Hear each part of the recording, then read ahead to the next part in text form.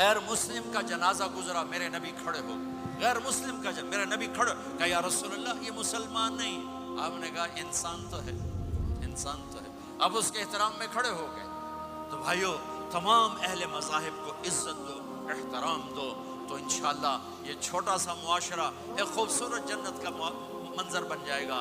تو سارے بھائی بہن نیت کرتے ہو نا، ایک دوسرے کو معاف کر دیا نا، ایک دوسرے سے صلح کرو گے نا اٹھ کے، اور جب آپ کچھ اپنی ترتیب کے ساتھ 4 مہینے 40 دن کا کوئی نظام بنا لو، نصاب بنا لو، اس سے انشاءاللہ آپ کی پوری زندگی میں دین آئے گا۔ اور ایک آخری بات کہہ کر میں دعا کراتا ہوں، دیکھو میرے بھائی بہنوں، ہم بڑے گناہ گار لوگ ہیں اور اللہ بڑا غفور الرحیم ہے، ہم گناہ گار ہیں، اللہ غفور الرحیم ہے۔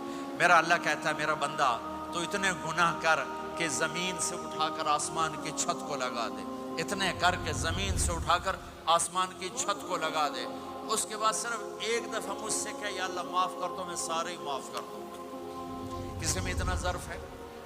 اتنے کر کے زمین سے اٹھا کر آسمان کی چھت کو لگا دے، پھر ایک دفعہ کہ یا اللہ معاف کر دو، میں سارے ہی معاف کر دوں گا۔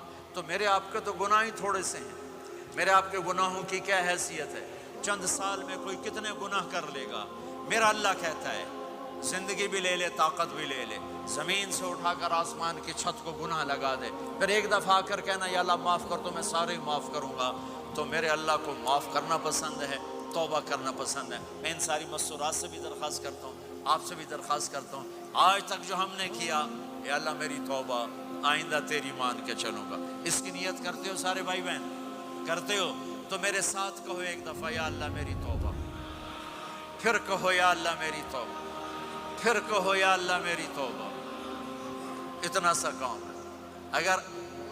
اگر مستورات نے آپ نے دل سے کہا ہے تو رب ذوالجلال کی قسم سارے گناہ معاف ہو گئے، سب معاف ہو گئے، سب معاف ہو گئے۔ آپ ایسے بیٹھے ہو جیسے ابھی ماں کے پیٹ سے جنم لیا ہے، جیسے ابھی ماں کے پیٹ سے جنم لیا ہے۔ پھر کبھی گناہ ہو جائے پھر معافی مانگیں، اللہ پھر معاف کر دے گا۔